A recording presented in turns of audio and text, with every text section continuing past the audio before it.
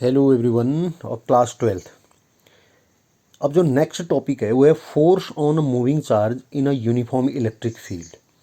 आपने uniform magnetic field में उस पर फोर्स पढ़ा, अब इलेक्ट्रिक फील्ड में ये दोनों टॉपिक आपके पास हैं।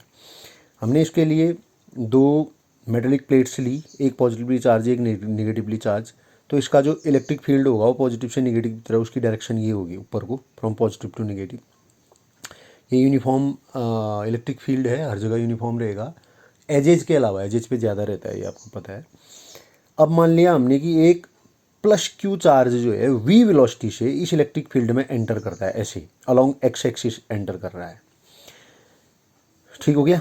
अब आप देखिए, अब एक्स एक्सिस के अलोंग इलेक्ट्रिक फील्ड की वजह से इस चार्ज पार्टिकल पर कोई फोर्स लगेगा ही नहीं, क्योंकि इलेक्ट्रिक फील्ड तो अलोंग वाई एक्सिस है, ऊपर की तरफ को, है ना।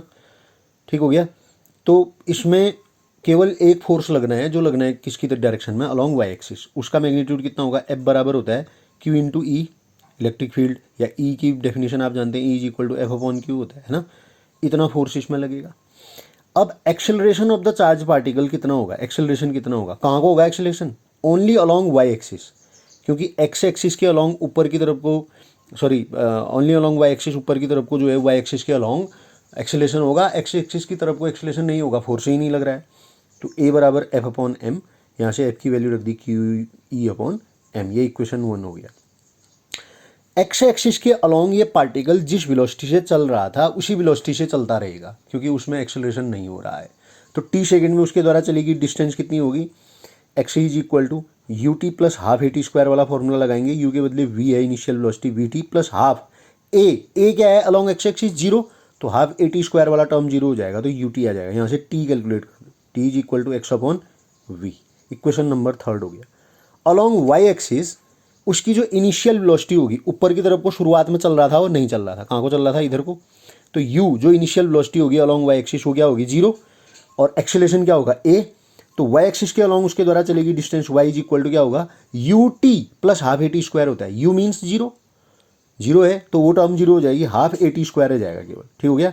अब इसमें इन वैल्यूज को प्लांट कर देते हैं, y is equal to half ऐसे ही रहा, ए के बदले रख देंगे क्यू ई अपॉन एम, और टी के बदले रख देंगे एक्स अपॉन वी। देखिए क्या होता है, वाई इज इक्वल टू, ध्यान से देखेंगे, वाई इज इक्वल टू आ गया हाफ ए के बदले q e upon m, t square की वैल्यू मैंने दूसरी लाइन में रखी है, ये रख दी, क्यू ई ऊपर रहा, 2 था, एम था नीचे, वी का स्क्वायर हो जाएगा, वी स्क्वायर, एक्स स्क्वायर अलग कर दिया।